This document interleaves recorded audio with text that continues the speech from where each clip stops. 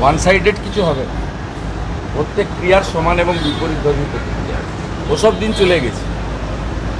পশ্চিমবাংলার হিন্দুরা পড়ে পড়ে মার খাওয়ার দিন নেই। ইট যে ছুটবে তাকে পাটকেল খেতে হবে। রসগোল্লা দিয়ে কেউ আপ্যায়ন করবে। মমতা বন্দ্যোপাধ্যায় ফুরফুরা শরীফে যাচ্ছে ভোট ব্যাংকে কনসলিডেট করতে। ভোট ব্যাংক উনি প্রত্যেকবার বিধানসভা ভোটের আগে যান। 16 সালেও গেছিলেন। 5 বছর ফুরফুরার কথা ভুলে গেছিলেন, মুসলিমদের কথা ভুলে গেছিলেন। এখন ভোট এসেছে, তাই ফুরফুরায় যেতে হবে। 16তেও গেছিলেন,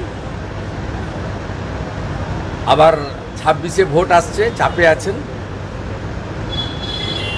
পশ্চিমবাংলার হিন্দু ভোটার যারা তৃণমূলকে ভোট দেন, তারা একটু আজকে টিভির দিকে নজর রাখবেন। আপনারা তো লাইভ করবেন নিশ্চয়ই, মুখ্যমন্ত্রী বলে কথা।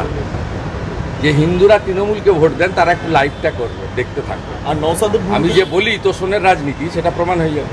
আর নওশাদের ভূমিকা কি বলবেন? নওশাদের এই ভূমিকাটা, নওশাদের ওকে জিজ্ঞেস করুন। ও যেদিন ডায়মন্ড হারবার ছেড়ে পালিয়েছে, সেদিনই লোক বুঝে নিয়েছে এ টিএমসির বিটি। ওকে লড়াই করে শুধু টিভির ক্যামেরাতে থেকে 2-4টা জনসভা করলে হবে না। ভোটের দিন মাঠে থাকতে হবে। হাড়োয়া উপনির্বাচনও মাঠের দিন ছিল না, মাঠে থাকে না। ভোটের দিন হচ্ছে ওয়ান ডে ম্যাচ। ওই দিন যে মাঠে থাকবে, আমি মাঠে ছিলাম, তাই মমতা ব্যানার্জি হেরেছে, আমি জিতেছি।